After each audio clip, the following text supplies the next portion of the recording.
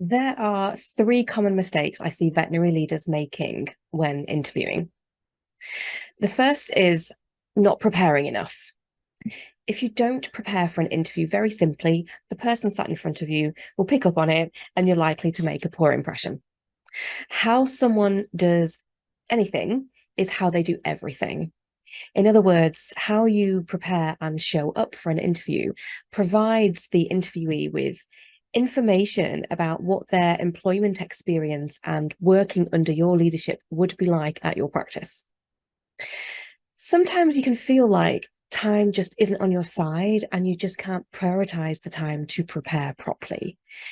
But interviews are one of those things that if you invest the time up front, it will pay dividends later. Remind yourself of the impact that a high quality vet or nurse who aligns with your values and fits in with the team can actually have on the practice. Then remind yourself of the people who haven't worked out in your practice over the years and think about the tangible and also unseen ways they've damaged the practice. Also, in the current market, it's highly unlikely the vet or nurse is interviewing only at your practice. So you have competition.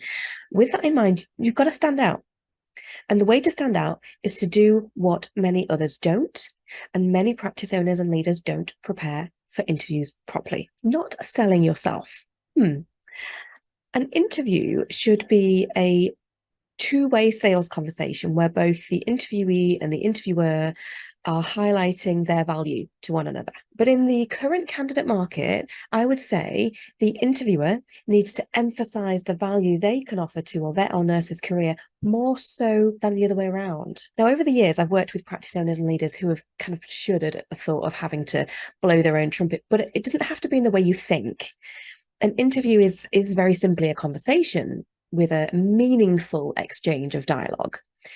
Your responsibility as the interviewer is to uncover the interviewee's motivations and goals for considering a job move, and then highlighting the features and benefits of your practice that align with what you know is important to them. Which leads me nicely on to point 3. Talking too much. Many interviewers feel the onus is on them to lead and fill the conversation, but my general rule for a great interview is for the interviewer to be speaking 30 to 40% of the time and the interviewee to be speaking about 60 to 70% of the time, give or take. When it's the other way around, the interviewee just won't feel heard or valued.